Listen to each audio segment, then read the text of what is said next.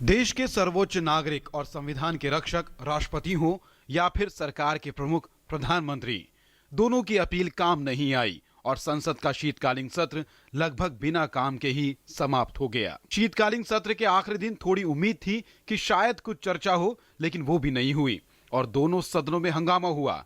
आखिरकार दोपहर बाद दोनों सदन अनिश्चित काल के लिए स्थगित हो गए। सबसे पहले बात लोकसभा की, जहां सदन की कार्यवाही शुरू होते ही कांग्रेस, तृणमूल कांग्रेस, वाम दलों के सदस्य पुराने नोटों को बंद करने के मुद्दे पर मत विभाजन के प्रावधान वाले नियम के तहत चर्चा कराने की मांग करने लगे, जिस पर अध्यक्ष ने उन्हें 12 बजे चर्चा करने को कहा।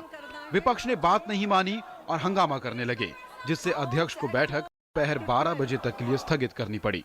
जो डिस्कशन होना था बहुत से बिल पे, डिमोनेटाइजेशन इशू पे, सारी चीजें होनी थी, लेकिन सरकार के रुख के वजह से और उनके एटीट्यूड के वजह से सदन नहीं चल पाया।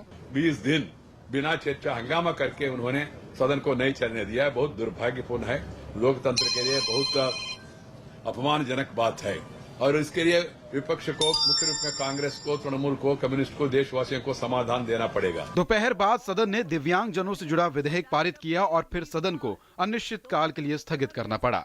लोकसभा अध्यक्ष ने हंगामे पर गंभीर चिंता जताते हुए उम्मीद जताई कि अगले सत्र में अच्छा काम होगा।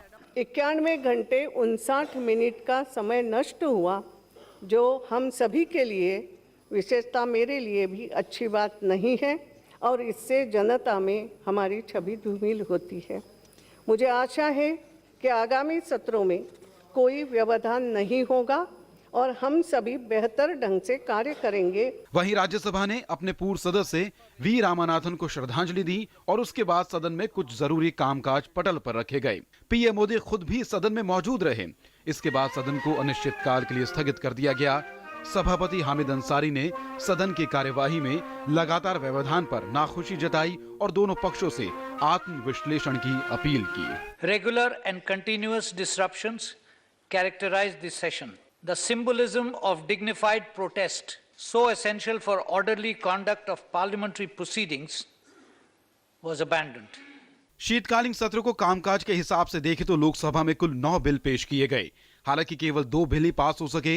एक आयकर कानून में संशोधन से जुड़ा, जबकि दूसरा निःशक्त व्यक्ति अधिकार विधेयक। वहीं राज्यसभा में केवल निःशक्त व्यक्ति अधिकार विधेयक ही पास हो सका।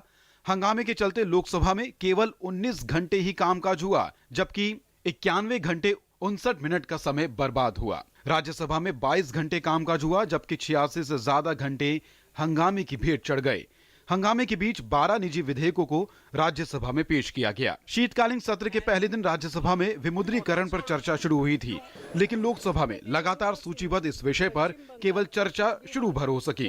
दरअसल विपक्ष संसद का सत्र शुरू होने के समय से ही चर्चा करने की मांग कर रहा था और सरकार खुद इसके लिए तैयार थी, लेकिन विपक्ष हर बार कोई न कोई बहाना बनाकर इस पर बहस से बचता रहा। सबसे पहले राज्यसभा में विपक्ष ने पीएम की मौजूदगी की मांग को लेकर चर्चा रोकी। अगले दिन पीएम सदन में मौजूद रहे और बहस में हिस्सा लेने के लिए भी तैयार थे, लेकिन विपक्ष ने बहस नहीं होने दी। विमुद्रीकरण के बाद जान गंवाने वाले लोगों को भी श्रद्धांजलि देने की मांग को लेकर विरोधी दल बहस से भागने लगे। वहीं लोकसभा में सरकार चर्चा को तैयार थी तो वहां विपक्ष मत विभाजन के नियम पर अड़ियल रवैया अख्तियार करता रहा। सत्र के अंतिम दिनों में विपक्ष किसानों के मसले पर हंगामा करता रहा। पहले क्या कह रहे थे, एडजर्नमेंट मोशन, बाद में क्या कह रहे थे 184, बाद में क्या कहे नॉट 193, यानी नॉन वोटिंग रूल, आखिर में क्या कहे no rule. When you are ready for no rule discussion on the last but one day in Lok Sabha, but you started no rule discussion on day 1 in Rajya Sabha. संसद की कार्यवाही बाधित होने के चलते देश को भारी नुकसान झेलना पड़ा है।